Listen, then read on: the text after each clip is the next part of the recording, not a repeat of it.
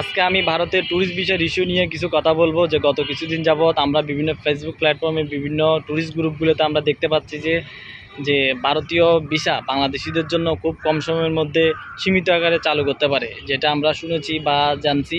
এটা কিছুটা বৈধতা আমরা আংশিক পরিমাণ এটা অনুমান করতে পারছি।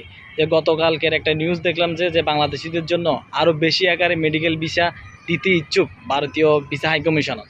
তো এই মেডিকেল ভিসা দিতে ইচ্ছুক। তো মেডিকেল ভিসাতে কারা যাবে? যারা মেডিকেল ট্রিটমেন্ট করতে যাবে তারা না মেডিকেল ভিসা দিয়ে যাবে, কিন্তু একজন ট্যুরিস্ট কখনো মেডিকেল ভিসা দিয়ে গিয়ে সে ওখানে ভারতে গিয়ে ভিজিট করবে না।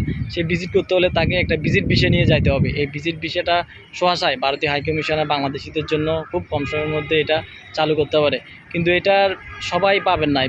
এই ভিসাটার আপনার সীমিত আকারে বলে দেওয়ার কারণ হচ্ছে যে ভিসাটা এক দিবে পায় আপনার 99% ভিসা পাওয়ার গ্যারান্টি হচ্ছে যে আপনার যারা ভারতে 2 থেকে 3 বার যারা ভিজিট করেছেন বা যাতায়াত করেছেন তাদের তাদের ভিসা পাওয়ার চান্স খুবই বেশি। তবে যাদের লস পাসপোর্ট রয়েছে তাদেরকে ভিসা দেওয়ার সম্ভাবনা খুবই কম। বর্তমানে মেডিকেল ভিসার ক্ষেত্রে সেটাই করতেছে ইন্ডিয়ান এম্বাসি। যাদের লস পাসপোর্ট রয়েছে তাদেরকে মেডিকেল ভিসা বা যে কোনো ভিসা দিচ্ছে না। আপনি যত বড় ক্রিটিক্যাল রোগী হন না কেন, আপনার যদি লস পাসপোর্ট থাকে আপনাকে ভিসা দিবে না। ট্যুরিস্ট ভিসার ক্ষেত্রেও ওইটাই অবলম্বন করবে এখন বর্তমানে ইন্ডিয়ান এম্বাসি। যাদের লস পাসপোর্ট রয়েছে তারা আবেদন করার ক্ষেত্রে অবশ্যই জেনে শুনে বুঝে তারপর আবেদন করবেন।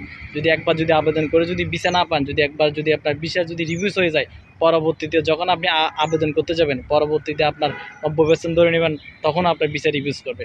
তো যাদের লস পাসপোর্ট রয়েছে তারা আবেদন করার ক্ষেত্রে অবশ্যই জেনে শুনে বুঝে তারপর আবেদন করবেন।